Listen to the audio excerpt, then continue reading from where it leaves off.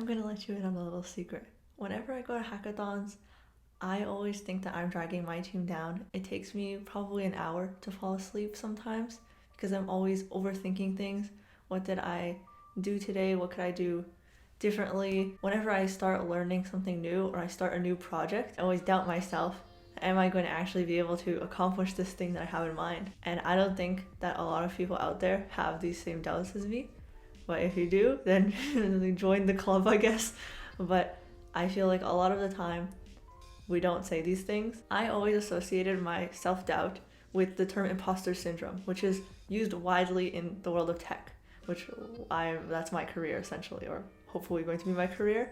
And it wasn't until I read this book that actually is recommended to read at my workplace, called The Confidence Code by Katie Kate and Claire Shipman, who are these two reporters in the United States. They realized that women have a really big problem with their confidence, and there's a huge confidence gap between men and women. But I also think that, especially in the world of computer science, there is a huge gap between confidence in general between different people. It doesn't matter what gender you are, but especially with women going into this field, it's very difficult.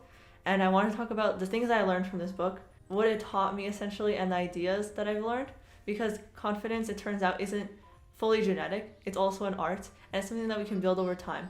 And they give really great tips of how we can do that, and you'll see throughout my channel that's kind of what I'm trying to do. I'm trying to build my confidence in public speaking and in mastering my craft, which is computer science. So with that, let's get into this book. Something that I really liked about reading this book was that they interviewed so many people in different industries. For example, they interviewed these two WNBA players. They watched these women play basketball and they saw how strong they were and how confident they were. But then when they got off the court, that's when they were like beating themselves up essentially about how they missed a shot and how they couldn't get it out of their heads.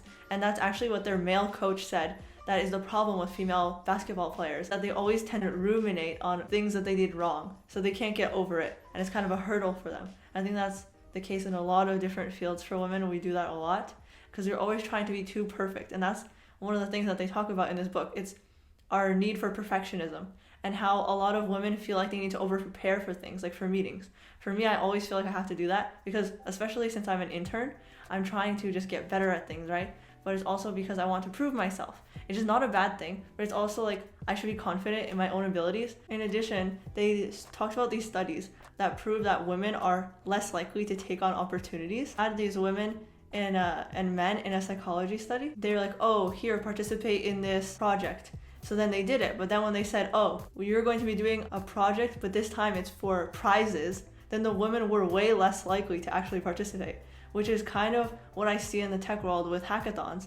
So a lot of female students I see don't go to hackathons, and I literally had to beg my classmates like to try to pull them into hackathons. And then I went to hackathons with them and was on teams with them and tried like pushing them and showing them that it's actually really fun. Well, kind of fun. I'm wearing one of my hackathon sweaters right now. It depends on the hackathon you go to, but they are generally fun and it's a great learning experience. Another thing that they mentioned was that women only apply to jobs where they think that they have 100% of the requirements, whereas men apply when they think they have 60% of the requirements. And you should know that when you look at a job listing, that's not all the stuff that you need to know. You're not expected to know all these things. Essentially for us, like as programmers, if you have some of these skills, then you can learn the rest. Like if you know one or two programming languages, I'm sure you can know the rest. If you know JavaScript, you can learn one of the JavaScript libraries. It'll be fine. People should be applying to different jobs. Like take the opportunities, take the chances. I think that's what I'm getting better at, is just like throwing myself into different situations and trying to apply to different things. And it's okay if I get rejected, but if I don't apply, then I'll never see if I actually get into something. And that's where I find the best opportunities lie.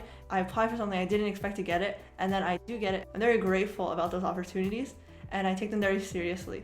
And also a really great idea that I liked for them is that when you master something, you become more confident in it. So the confidence you get from mastering is contagious. It spreads. Mastering one thing gives you the confidence to try something else. And that's what I'm trying to do on my channel, where I have the Maria Masters It series, where I'm trying to learn new things, show you the process of how I'm learning it, and see what happens, because I'm trying to push myself to learn more, gain more confidence. And they also link confidence to doing things. They say that you should not let your doubts consume you, and you should have a willingness to go outside of your comfort zone and do hard things, hard work, and having resilience to not give up on the things that you want to get better at. And moving into the genetics part of this book, it was really cool because you learn a lot about our DNA and how confidence is kind of ingrained into us when we're born. So scientists think that people with two long strands of serotonin transporter gene are more resilient. So that means they could be more confident, but it's actually the effect of nurture on our nature that really matters and makes us who we are. Because there's this thing in genetics called epigenetics, which is how life experiences can become imprinted on our DNA and change our DNA. So all of us can essentially rewire our brains, even as adults. Another thing that they mentioned was that the way we're raising children is kind of weird right now and giving them zero confidence essentially, because in elementary school, they encourage girls to be compliant, essentially because girls become more mature than boys. And when a girl is quiet, it's easier for the teacher. So they're just like, good job. They praise the girls and the girls think, oh, being quiet is a good thing. So that's why they never like raise their hands and stuff like that. So this type of behavior is bad because it leads girls to not make mistakes or not try to make mistakes. And they also brought up the point that a willingness to be different is critical to gaining confidence.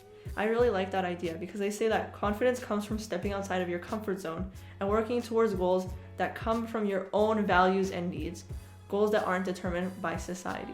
I think that's really where confidence stems from, because whenever I try to do something, I try to do it for myself and not for other people, because that's what brings me joy and that's going to be more valuable than just doing whatever everybody else is doing. So some of the tips that they gave for building confidence are that you can meditate, because a calm brain is the ultimate confidence tool.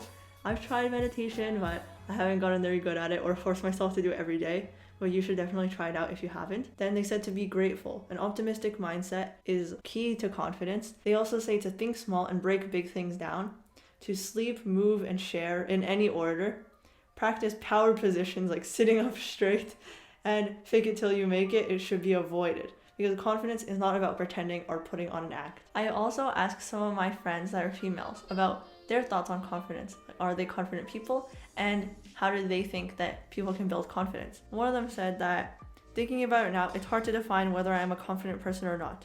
I'm absolutely confident at times and completely lacking at others. This question makes me wonder questions like, is there a measurement? Or how much confidence do I need to be considered confident? But with that said, I believe I am confident, but there's definitely room to improve. To increase confidence, I think having a great support group, whether they're your friends, family, or colleagues, can be beneficial. Having someone or some people being there to cheer you on, pick you up, or simply be by your side can keep your confidence up. Also, just like in the book, doing things that are outside of your comfort zone and are new can help grow confidence. It can be rewarding when you complete something challenging or new, and that can be a great confidence boost. Lastly, I think having a positive attitude can aid you in many ways, especially in boosting confidence. Another one of my friends said that, honestly, I've always found feeling confident to be really difficult. I think part of the struggle stems from being a perfectionist and always being very hard on myself for failing to meet unrealistic expectations that I set. While feeling confident is still an uphill battle, it is my time at university which has helped me develop a sense of self-confidence. I have found that the times where I forced myself to break outside of my comfort zone ended up opening more opportunities to connect with new people and learn from them. Each experience, whether in or outside of class, has led to an increase in my confidence, making it easier to put myself out there. And lastly, my other friend said that I think people can increase their confidence by anchoring themselves in something they believe in. Basically, you set the standard for what you consider good or successful, and as long as you meet it, then you should be happy with that and therefore be confident. Another thing is to be clear on whether that standard affects your worth in a certain area.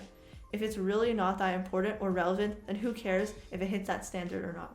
So overall, I just wanted to say that confidence is a really hard thing, and I'm not here trying to say that, oh, look at me, like I think that women are less confident than men. Well, this book kind of does prove the facts that we are, but I'm not saying that we're going to be this way forever.